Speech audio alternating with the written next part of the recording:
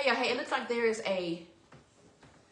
Looks like it's a shadow or something on us. Terrible. It looks bad. Hold on, y'all. Hey, y'all, wait. It's your boy. I'll be back. Wait a minute, y'all. Something ain't right. Wrong. Yeah, something ain't right. It's not lit. It's not litty, y'all. So I'm trying to get y'all litty so that we can do what we need to do. And I'm trying to see if I can share this as well, y'all. So bear with me so that I can share it so you guys can see us. Yeah. I'm sorry, y'all. I'm really sorry. I'm really sorry. So I'm trying to get more films for this wall. Most of these films are original. No, all of these films are, movies that I'm outside of the ones that she may have put up there. But movies I bought from an old movie store that used to exist in Dallas. I left the prices on there and everything, just kind of had that, nostalgic feel. Yeah. Yeah. So we like our background. I like it. I don't think we need any more movies because even if you put some up, you're probably not going to be able to see them with us sitting here. So hopefully our lighting is okay. I'm putting more films up. And I'm taking this, whatever this is, off. No, he's not taking that off. Those are cute, and I really like those. Man. So I hope that he doesn't take those down. Anyway, so me and Bobby have been having an interesting conversation this evening, and we want to have interesting conversation with you. And then after that, we're going to go back to having an interesting conversation. So today, we are going to be talking about a movie review.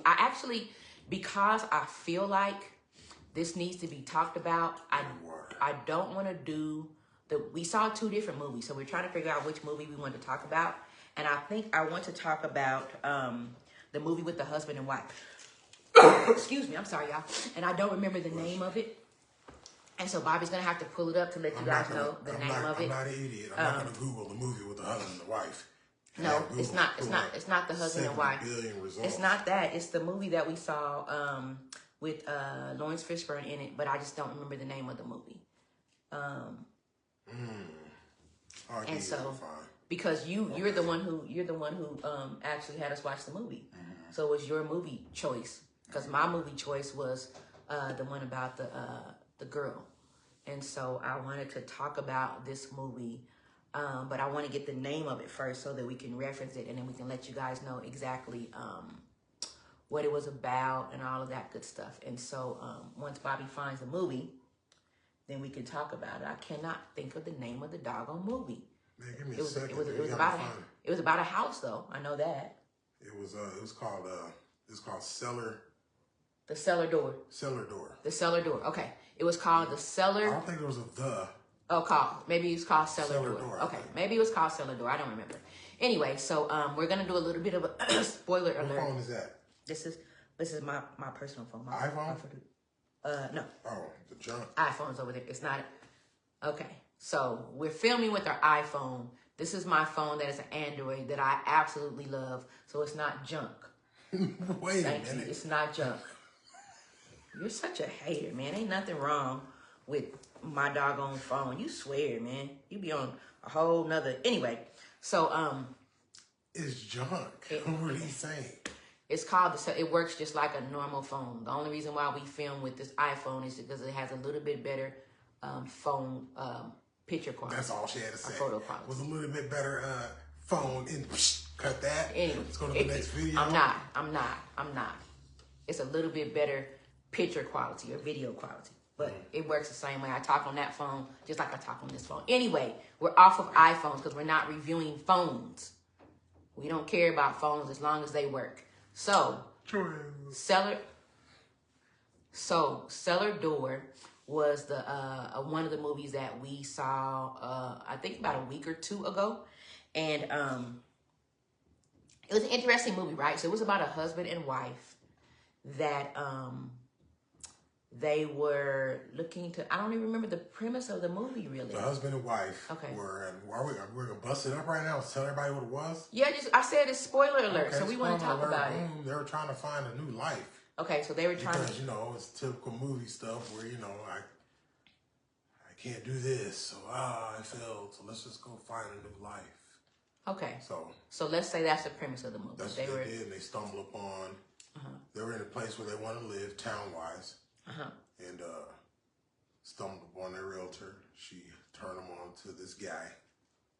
And this guy decided, you know, upon himself what he decided. And then the movie. So, I don't know about the end because I think I took a snoozer. He did. He fell asleep on the end, but it was his movie choice again. So I'm just gonna say this: whenever I feel like the movie's gonna end with somebody sitting in the ambulance in the back, I'm definitely gonna take a snoozer, like right before the running upstairs and they get the stab scene or whatever. You know, I'm gonna take a nap. So and then wake up at the end and then, oh man, credits. What happened? And then she gives me like a watery rendition of what happened. Like she don't want to spoil it for me. I'm just go ahead and tell me, man, so I can. It doesn't matter. It doesn't matter. He stayed up through most of the movie. He chose the doggone movie. Yes. The movie was very interesting. It was an interesting spin on what happened. So I'll tell you just that much. But it was about a husband and wife trying to start a new life together. Let's put it that way. Mm-hmm. And then some things occurred. I already said all of that. Some things occurred. I'm reiterating, so I'm going to go into what I feel about the movie. Okay, I thought you were going to tell other stuff about the movie. And so, well, they wanted to start a new life. They moved into this new home. And so that's when the movie began. And it started to kind of peel away at some of the things that had been going on in their lives or whatever that they needed to deal with or something like that. It was something similar to that. There's no need for you to look at me like I'm really. So what I took from the movie, so I'm going to ask you what you took from the movie since you don't want to give it away. What I took from the movie was very interesting because the characters were they had secrets. They had secrets, right? And they were married, and so it was different to witness. In a lot of movies, you know, you see about the husband cheating or the wife cheating or just whatever's going on in the movie, and then it all comes to a head, and then you're like, why did they do it, or why this and why that, and somebody dies because of this, and somebody does or whatever because somebody's so hurt. But it was interesting, the story and how they told this story of the cellar door. And the cellar door was kind of like a metaphor or something like that. It was really weird how they used it. But I felt like the acting was really good. The storyline, like I said, was very interesting in how they spent the storyline. But I don't understand how when you're married couples, how they fall in and out of love, one, and then how they choose to, or they're not able to really communicate with their spouse about what's going on with them personally. So that's the part that always loses me, because I'm like, when you were dating, however long you dated, you would seem like in the dating space, you guys were able to talk to each other and communicate and all these things. And that's the reason why you ended up getting married in the first place. So once you get married, what happens in that space where you can no longer talk to one another, where you can no longer share your deepest emotions? It's like when you were dating, you guys were best friends. I could tell you everything. I could tell you anything. Well, you already know. And then once you got, I don't know. So I'm asking. Well, the answer is this. The fear of loss of contract is the reason why secrecy grows. So, and that's on both sides, no matter what. It's just what it is. That's the reason why people start to pull away from a lot of things, just so they don't have to grow any more secrets. There's nothing I'm growing. There's nothing I'm doing. I thought whenever I was moving and shaking and trying to develop and this and blah, blah, blah, blah, I had to do a certain way, a certain thing, because this is the way artists move. Not so. A lot of people do things this way. I read a lot of good books where people still continue to move that way, but a lot of people just kind of pull away and just kind of hope that their planet situation just kind of grows a little bigger, grows a little more fruit, so you just kind of hope that you kind of develop more of a in that, so that way you feel safe from having to run from all that. You feel secure, you feel paid for. So yeah, I think that's the reason why in dating, you're dating and you're all free to speak. If you are, because a lot of people date, they don't tell people nothing.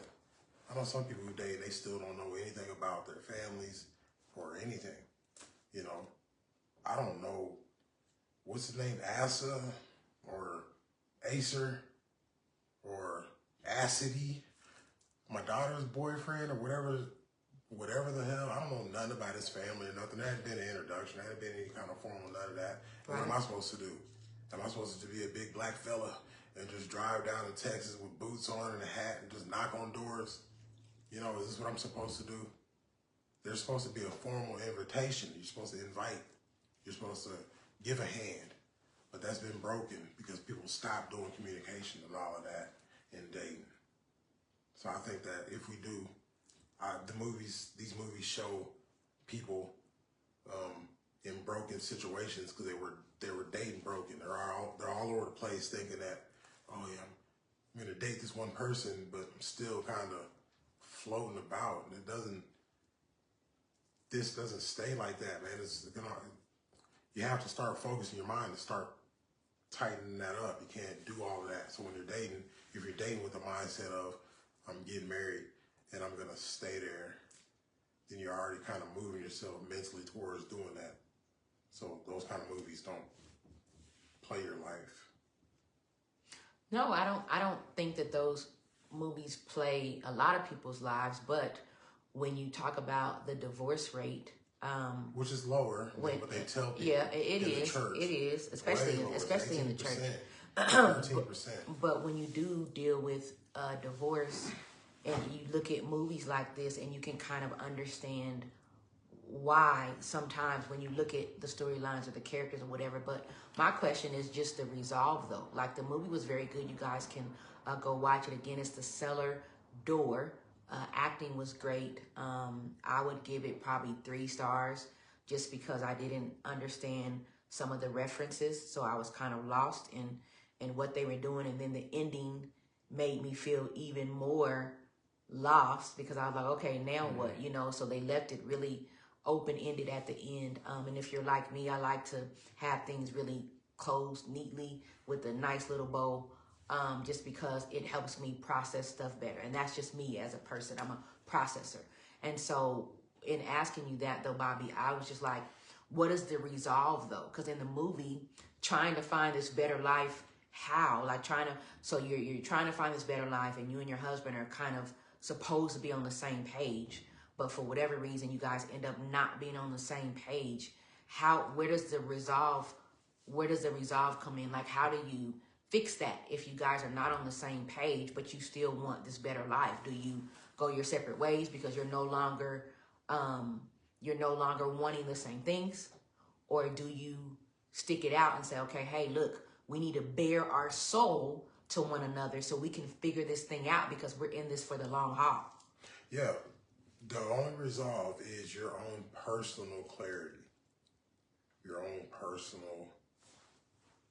But when you get married, you become. But when you get married, you become one. And so to me, that personal clarity is difficult. You can't if only one person has personal compromise. Like, you have to both be like, okay, I am cool with this. Okay, I am cool with this, and then let those two ways work together instead of trying to do this. And, you know, you get a wavy, bumpy sounding string. But I'm saying if somebody has clarity and if one spouse has clarity and the other spouse does not, how do you get to the space because if you guys are one, in my personal opinion, it would be man, I'm so clear right now. Okay, let's talk. Are you clear? No, I'm not clear. I don't know what's going on.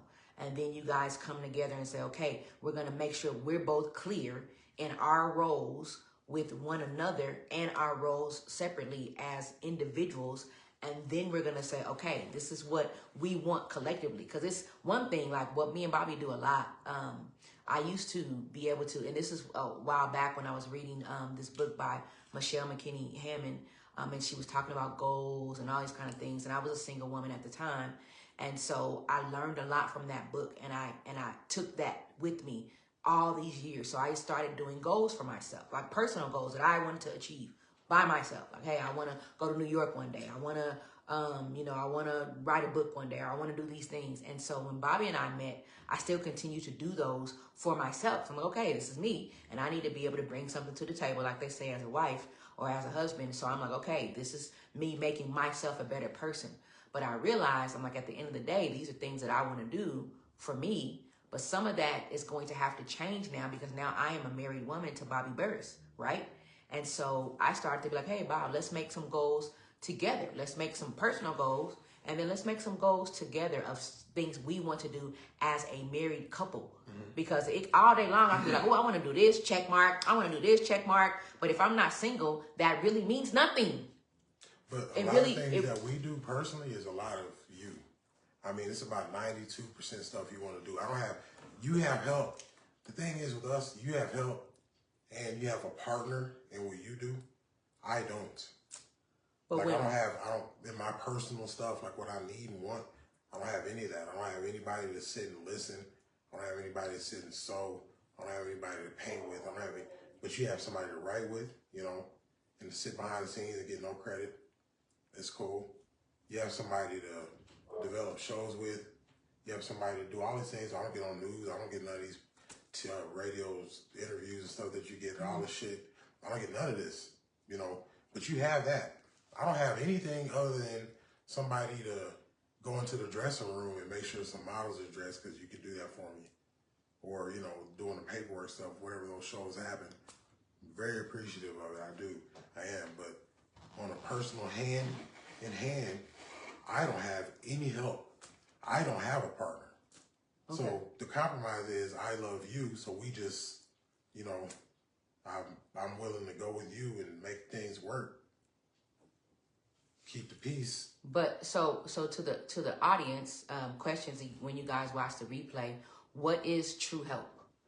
What is the help that you can do for one another when there are things clearly that you don't do or that you're not great at doing? So for instance, I would never have Bobby helping me write if Bobby didn't know how to write. I wouldn't ask him to do that because I know how to write. I've been writing. I was writing before I met him. And so when I ask him as a helpmate to write for me or write with me, that's because he knows how to do it. When I ask him to do stuff creatively, that's because he knows how to do it.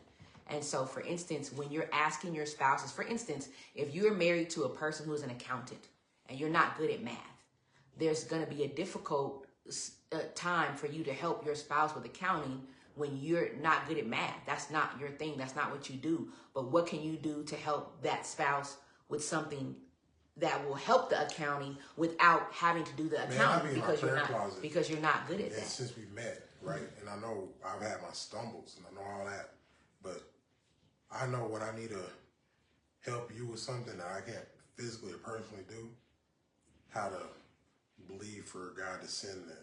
There's nothing that you can't personally do, though. No, there is. So a lot of things that he's had to send, I've had to have, you know, I pray about and believe that he would do that, and he has. And with their help, obviously, I can start getting things and then, you know, doing it myself.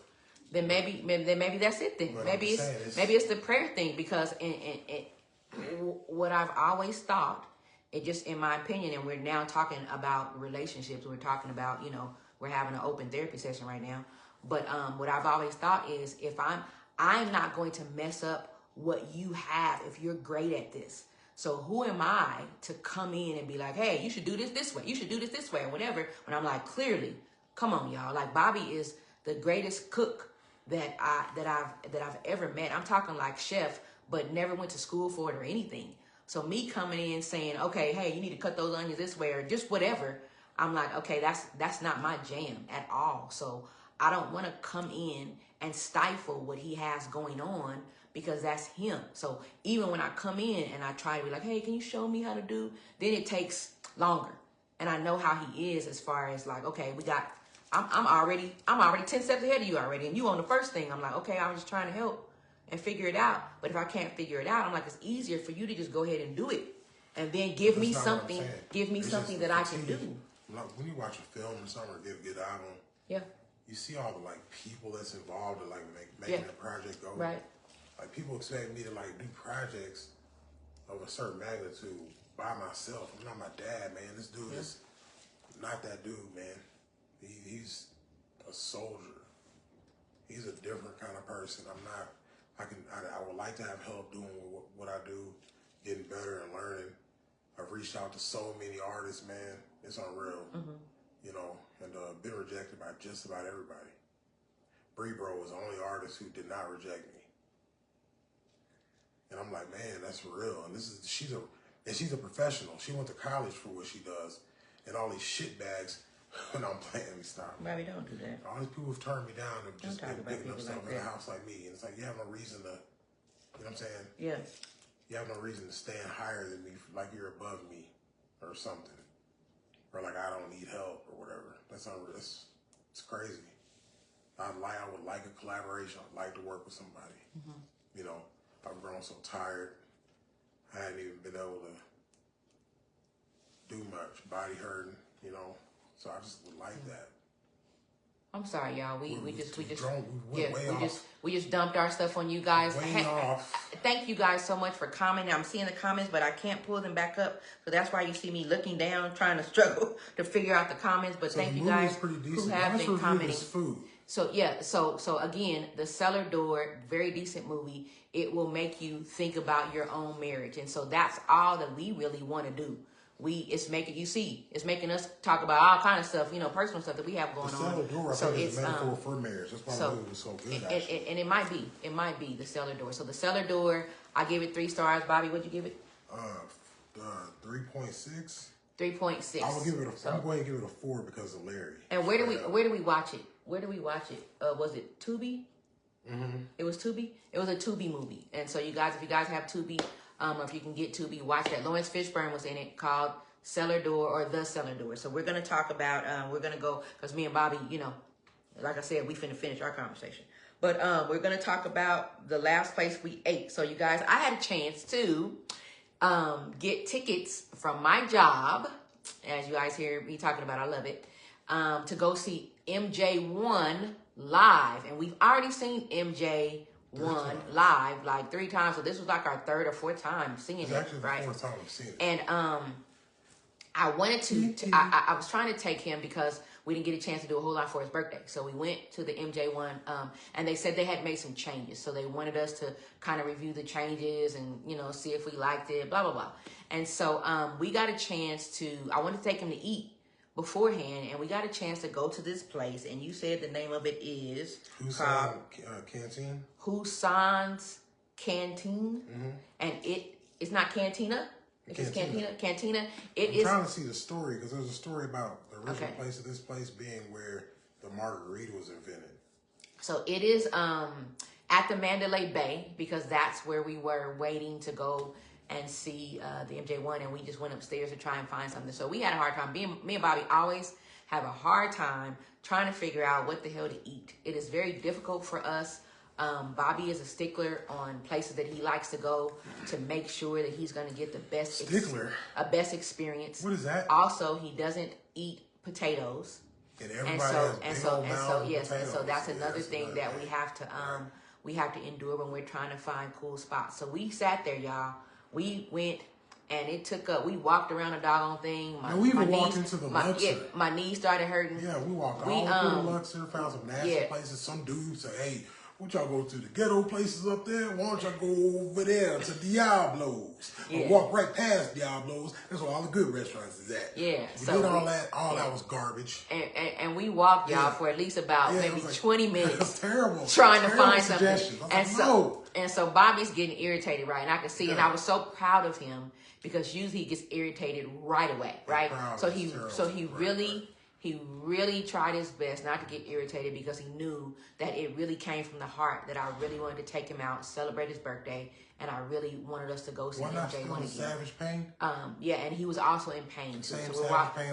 So we're walking around, and it was just really crazy. But anyway, so we went to this place. And I'm like, hey, it's a Mexican place downstairs, and usually Mexican. We can't go wrong with Mexican, y'all. We cannot go wrong with Mexican. And so we passed it by. We didn't think about going in there. Plus, we wanted to make sure the price was right too. You know what I'm saying? Because we wasn't trying to go out and spend a whole lot or whatever. And so we ended up settling there, you guys. And it was absolutely amazing from the service, because they said you had to have a reservation. So that's one of the reasons why we were nervous about going. But we went, and I was like, let's just go down there and ask them. Maybe they'll let us, come in. So we asked them, and the lady was like, for two? She's like, yeah, come on in here. So we came in. First of all, the mariachi band. On the line, it was like you have to make a reservation. I was trying to get us a table. And we couldn't get a table. So the mariachi band first outside, so inviting, playing cool mariachi band music, and I love that.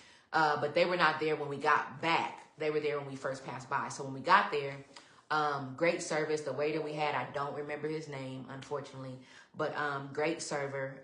Very, very different from On Top of the World, the chips, the nacho chips and salsa that they give you while you are waiting for your food, absolutely amazing. You can tell that it was fresh. It was freshly made from scratch. Yeah, so it was not chips that they bought at Winco and try to pass them off and throw some salt on them and pass them off as their own. And so the chips were amazing. And then Bobby and I decided to just share a dish, because a lot of times we go and our eyes are bigger than our stomach and our wallet. And we end up getting like 2 expensive ass plates, and we end up taking them home. And then sometimes we don't eat leftovers. And so now the food is wasted. Now we didn't waste the money. What did you say? Well, we didn't used to eat leftovers, but with Mexican food, a lot of times sometimes it's difficult. No, I said sometimes it's difficult to eat leftovers with Mexican food because it's soggy or stuff like that. So it's hard for you to kind of flip it. But usually he'll flip whatever. But anyway, so we ordered something and we shared it, and the food was good, y'all. It was really, really good. And we would have to say that if you are coming to Las Vegas and you like Mexican food, authentic Mexican food, you guys, what's it called again? Hussongs Cantina in the Mandalay Bay. Go there. The prices are reasonable. The food is good. The service was great.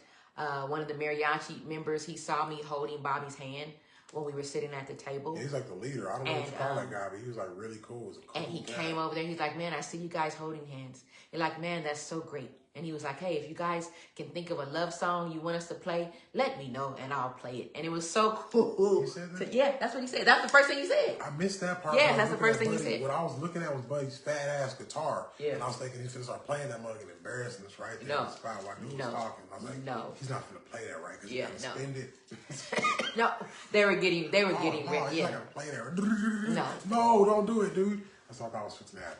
No. So I missed all of that. No, he said that's the reason why he said if you guys have a love song you want to hear, let me know and we'll play it for you. That's what he said. And so, yeah. You know what made it great for me, that restaurant, honestly? The chips and salsa, man, because we didn't have to, like, wait a year for it. We didn't have to, like, ask for it. Because we've been to some Mexican food restaurants here in Vegas, and I felt like we had to ask for it. They were like chips and salsa, like, you know, they offered, like, you know, it was like we're offending them asking for it. Yeah. So it was real authentic. It felt Texan. I appreciate it. It almost felt like a Texas restaurant. It felt Texan, man. We're missing Texan. Yeah, we're missing Texas food, and so I would give the restaurant 4 forks. I would give it 4, not 5. Only reason why is because the food that we did get, there was a couple things that I didn't care for on there. The food was okay. It was part of the enchilada you never have to get. Yeah. You can leave that enchilada right on the floor. But I feel like there are other items that they probably had there that we probably would have really enjoyed if they were if they were similar to those doggone nachos. So I give it 5 forks. And you give it 4 rather, and you give it same 4? Yeah.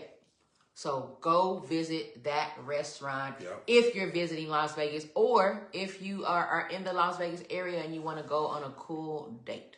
Go visit that. And so our last topic we want to talk about is something in the news. Bobby was supposed to be coming up with something. I did. Check this out. You know what's funny?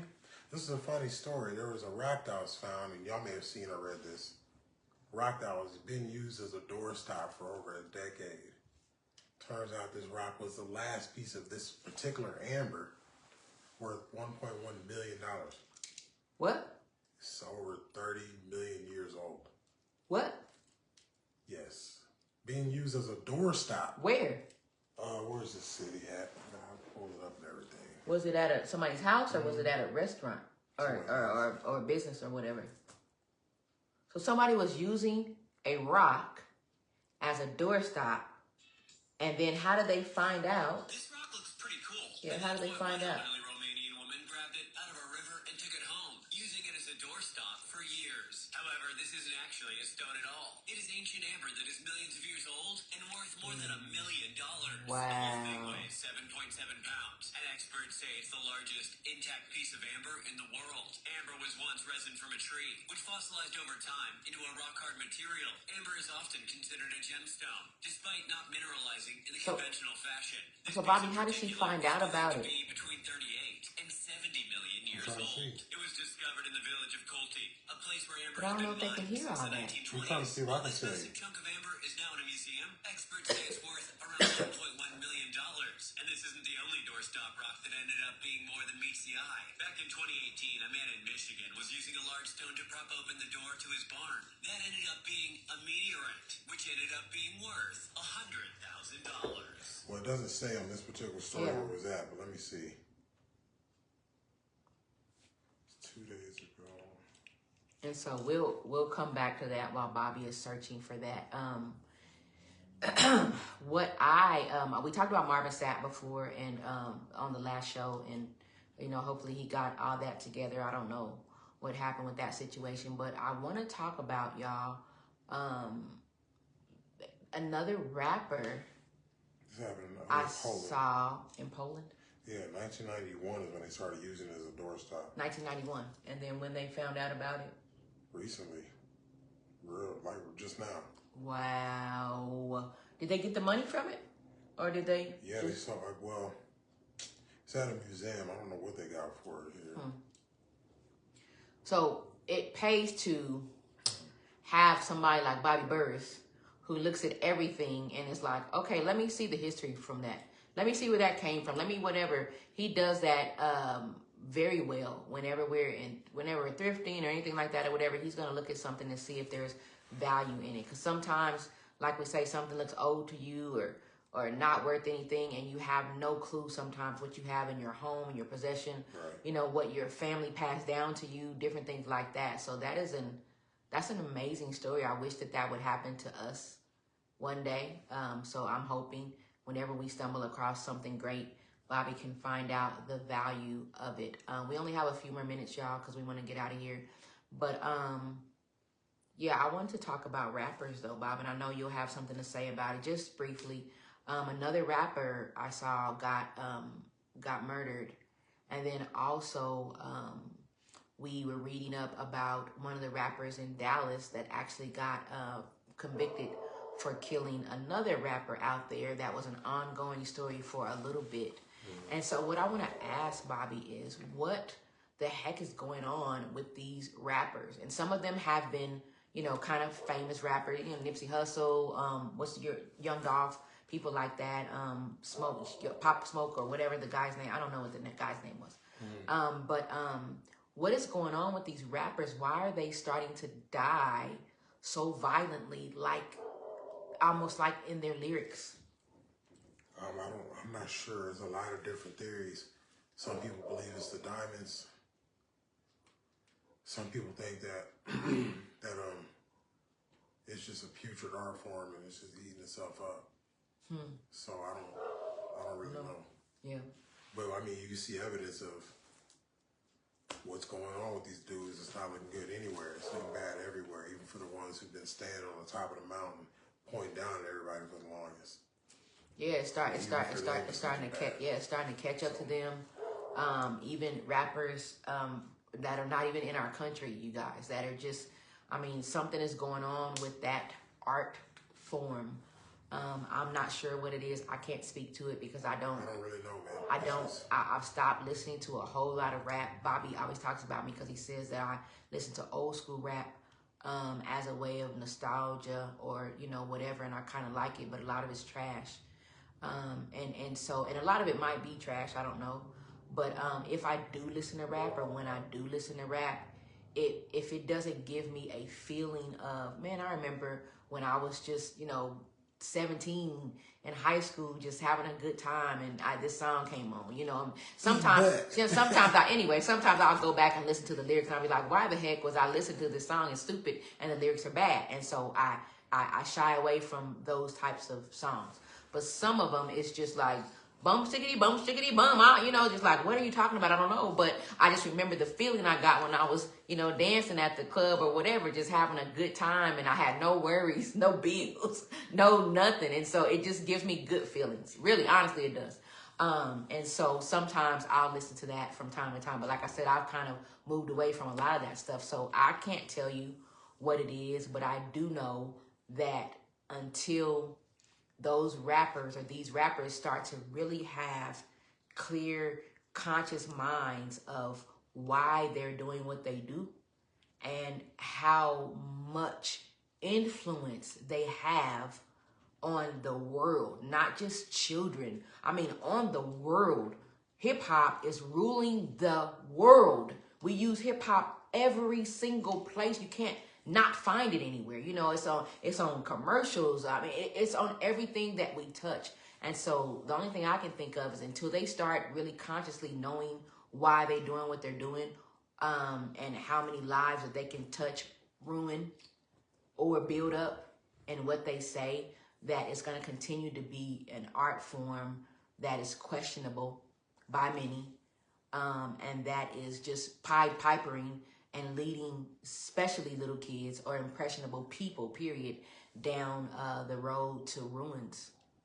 Yeah, I'm just thinking about listening to some of this coonery right now in my head, like compared to like a rap track, and you don't get the same. And I know a lot of people can't listen to the frequencies of heavy metal because of, you know, it's just too much on their stomachs or whatever else. But it just doesn't give you the same feeling like whenever you listen to the lyrics. Yeah. Listen to some rap lyrics right now in my head, like, ugh. Yeah. What is that? It's just why is that? It's a lot. What the hell is that?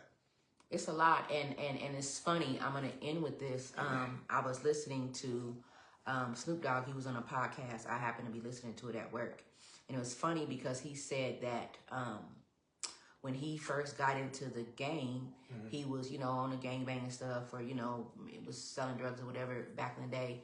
And when he first started making music, it was all of it. He noticed that it was all about kill, nigga, this what we finna do. You know, you kill me, I kill you. I'm popping off, I'm doing this. And he noticed that all of the rappers were doing that. And he was like, they were like manifesting their own death because that's all they talked about. And so he was saying how when he ended up having children and starting to try and do things differently, he started to try and write songs that had a different message or that had a different content, because he was like, I'm tired of, you know what I'm saying? I'm writing these shoot 'em up. Now that's the reason why I'm getting shot up, or that's the reason why, you know, I got a murder case or whatever, because I'm manifesting this stuff from what I'm writing. And so I appreciate him saying that he matured and he learned, like, dude, it's not all about killing and banging and screwing. You know what I'm saying? It's about other stuff. It's not all about, you know, bitches ain't hoes, bitches ain't shit but hoes and tricks, or whatever the song is.